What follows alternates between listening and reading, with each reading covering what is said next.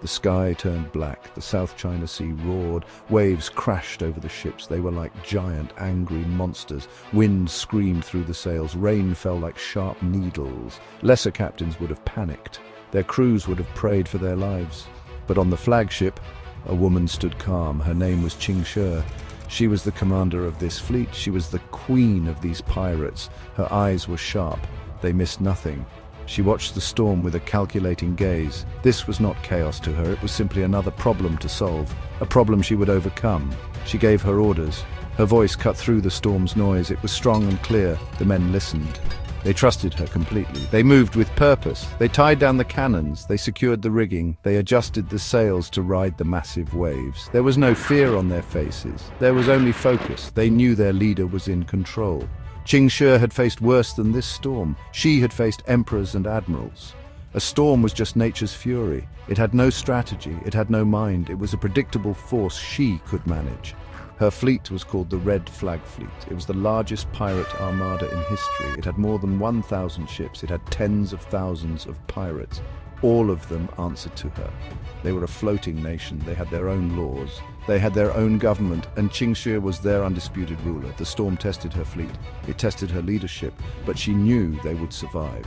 They always survived. She had built them into a force that could not be broken, not by the sea and not by men.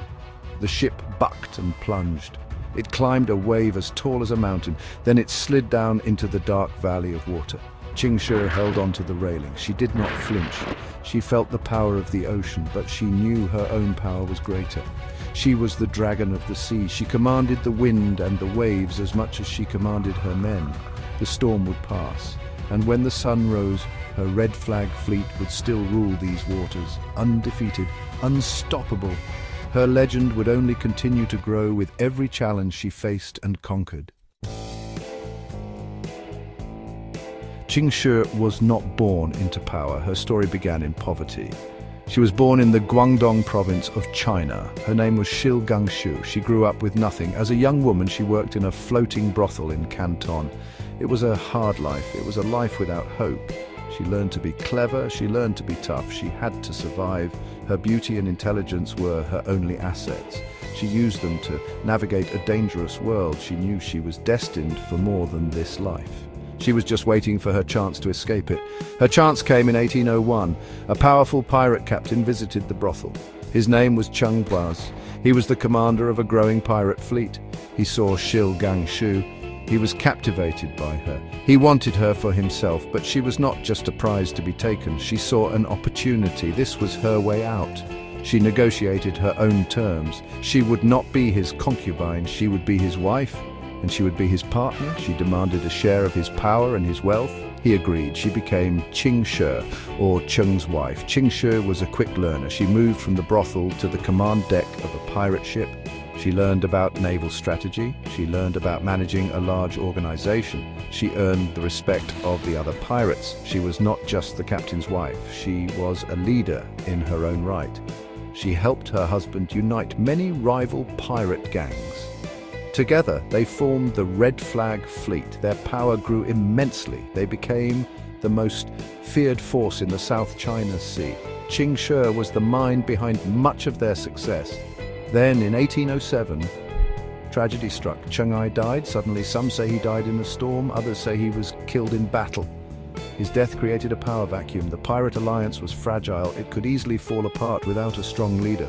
The other pirate captains saw their chance. They wanted to take control, but Ching Shih acted quickly. She knew this was her moment. She had spent years preparing for this. She would not let her husband's empire crumble. She would take his place. She would become the commander of the Red Flag Fleet.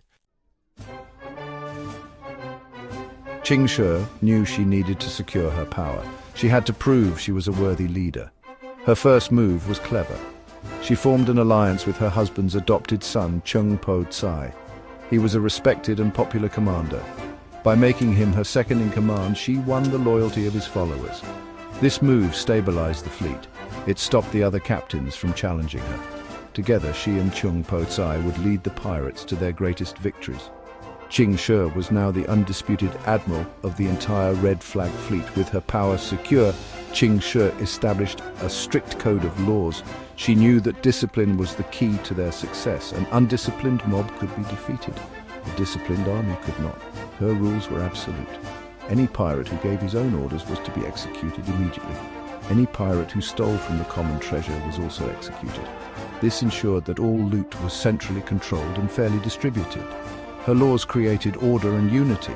They turned a loose confederation of pirates into a highly organized and efficient military force. Her code was especially strict about the treatment of prisoners. Female captives were a particular focus. Ching Shih's laws protected them. Any pirate who committed assault against a female prisoner was put to death. If a pirate wanted to take a captive as his wife, he had to be faithful to her. Unfaithfulness was also punished by execution. These rules were unheard of in the pirate world. They showed Ching Shih's unique perspective. She brought a level of order and justice to the lawless sea. Her pirates were feared, but they were also disciplined. This strict code made the Red Flag fleet stronger than ever. The pirates knew the rules. They knew the consequences of breaking them. This discipline made them a formidable fighting force. They operated with a single purpose. They followed a single leader. Ching Shih's authority was total. She was not just a pirate captain, she was a lawgiver, she was a queen. Her code was the foundation of her empire.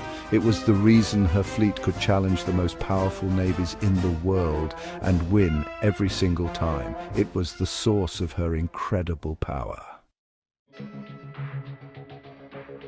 Ching Shih's reign was a time of terror for her enemies.